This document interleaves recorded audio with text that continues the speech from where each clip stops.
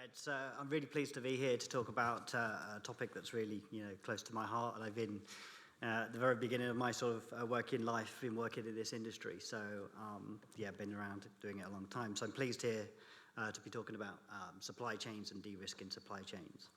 I've had the privilege of working in this industry, traveling the world as an auditor, making sure that factories are producing products in an ethical manner. So when I'm talking about ethical, we're really talking about, certainly from a sustainability point of view, so the human welfare and the environmental impacts. And like I say, my work has taken me truly around the world, throughout Asia, working within the textiles, food, building industries, pharmaceutical industries. And also, I'm known to be traveling over Canada and Vancouver Island quite often on a float plane, going to farms producing salmon, making sure that they are producing product not only ethically but also environmentally, so a standard called ASC. We might know FSC as a common practice for wood. ASC is the one that's used for aquaculture. So really important topic that's going out there throughout the world.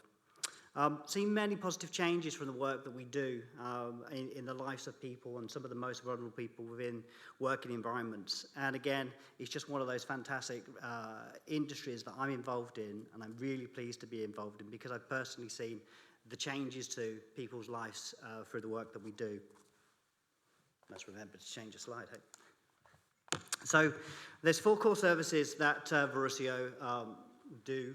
And some of them that you'll probably be aware of, and some companies may have gone through those processes. So the first one would be standard social compliance audits. So standard social compliance audits tend to happen on a standard called the ETI base code.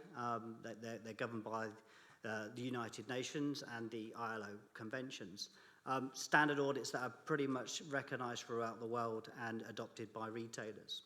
We also have our own audit methodology called Deep Dive, which we believe is a much more enhanced process that actually uses technology as well as on-site auditing processes to evaluate suppliers.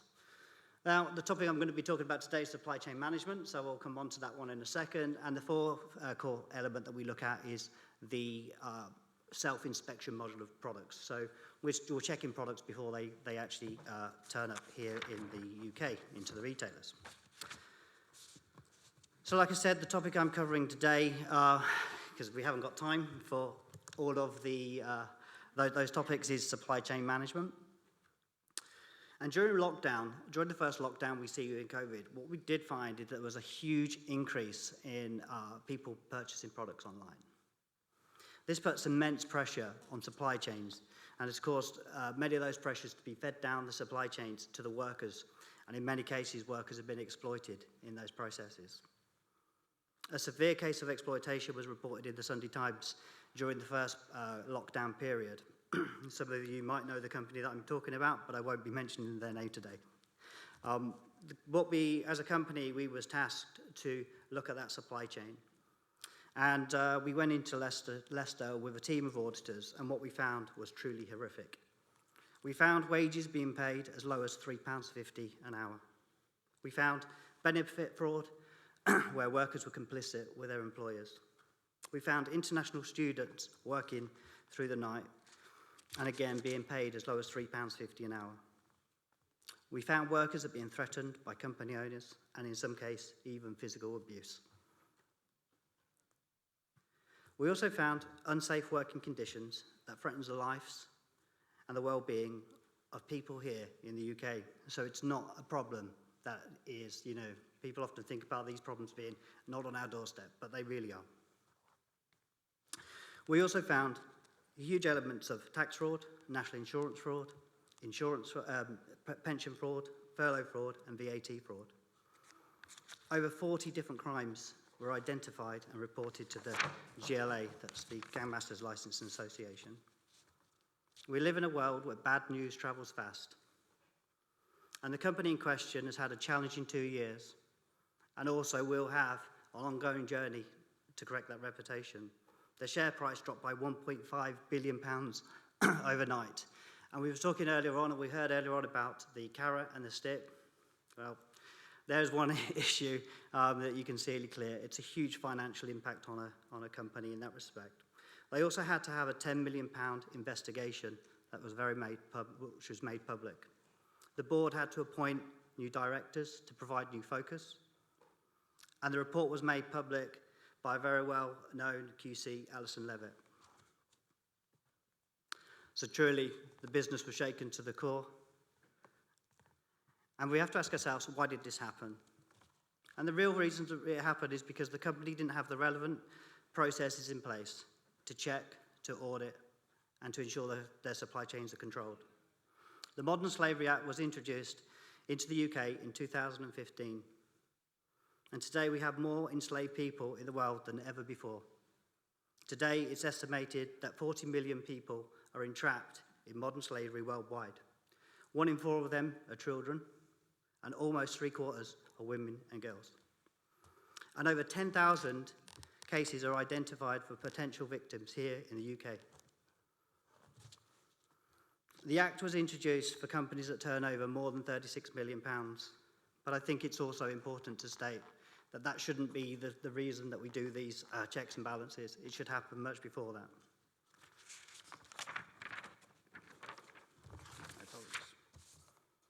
For companies to be compliant with the Modern Slavery Act, they have to have written statements that has commitment from the board of directors. It should outline what they are doing in regards to modern slavery. The statement should include KPIs that are reviewed and updated as required. The statements must be publicly available and signed by a member of the board of directors. Also, companies should have mapped their supply chains, and they should have processes in place to carry out due diligence so that they can improve the supply chains. They should also carry out training and awareness to the relevant employees. So that's within procurement, that's within the management, and also all employees, so it's able to identify cases of modern slavery. So I guess that was the bad news, and you know, the impacts of real human beings. I guess what I'm here to talk about today is what can we do to help in those industries. So we have a process within Verisio where we map, we assess, and we report. So with the starting point of assessing a supply chain, we look at a supply chain by being provided client data. And we send out questionnaires or self-assessment questionnaires to the supply chain to indicate where the issues are identified. And we do this by using our platform called Optimus. The second stage is where we assess the data that we receive. And we also do the analytics of the data that we receive. So we then grade suppliers as low, medium, high risk, or business critical. And we do this using a number of factors. By the way that the questions are answered, also by the country risk, industry risk, and at that point we're able to give some indication to our clients where the risks are within their supply chains.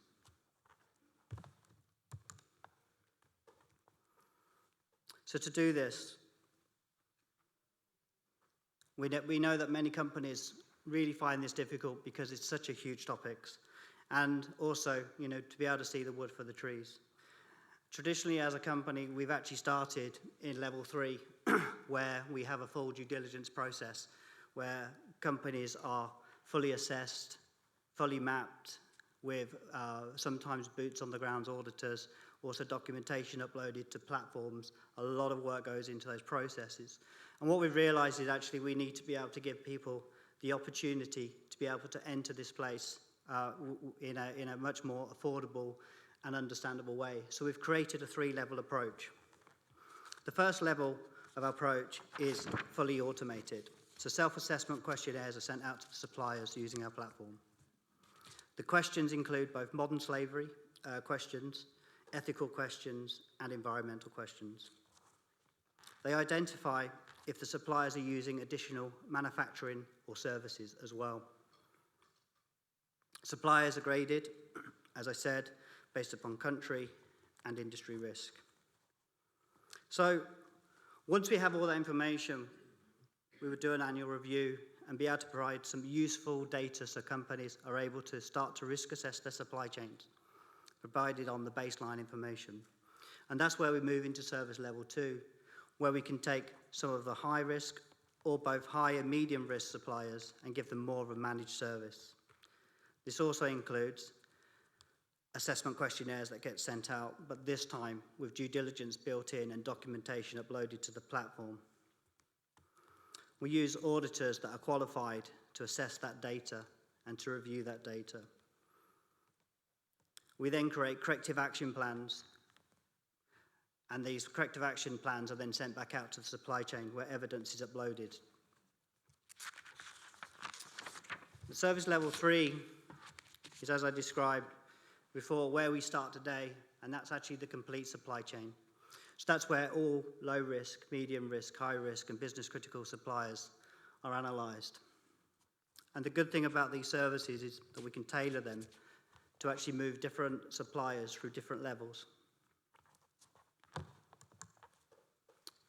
So the considerations that we take into place, certainly within level 1, as I said, and I know I expressed it a couple of times, but it is really important, certainly when we're talking about self-assessment questionnaires, because I have a theory of if you ask somebody 100 questions about their business, they'll probably give you 100 right answers. So that's why we use risks around those processes. We have a basic process flow, where every year we do an annual review, and we're able to help companies make those decisions on where those suppliers should be managed and risk assessed. So what makes us different? We have technology, which we're very proud of. We use qualified AFSCA auditors to assess the data that we have. And we have the ability to map supply chains right through the tiers.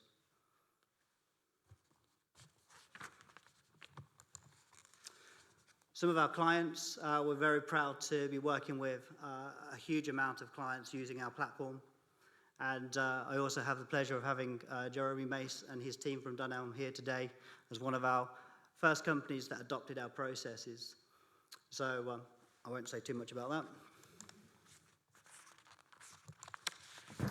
And like I said, we do this using our platform. And the interesting point really is to be able to provide data that comes out the back of the data that we collect and dashboards on what we get. Again, helping companies to be able to make those real defined decisions on what's needed. So a little bit about our transparent pricing. It's unashamedly there. We're looking at these service level 1s. As I said, it's about introducing those processes and allowing people to really start assessing their supply chain in an affordable manner. I'm not going to go through the other 2 because of time constraints. I'm being pushed forward. So, yeah, please talk to us during the breaks or any time through today. I'd love to tell you more about what we do as a company and how we can support you. Thank you.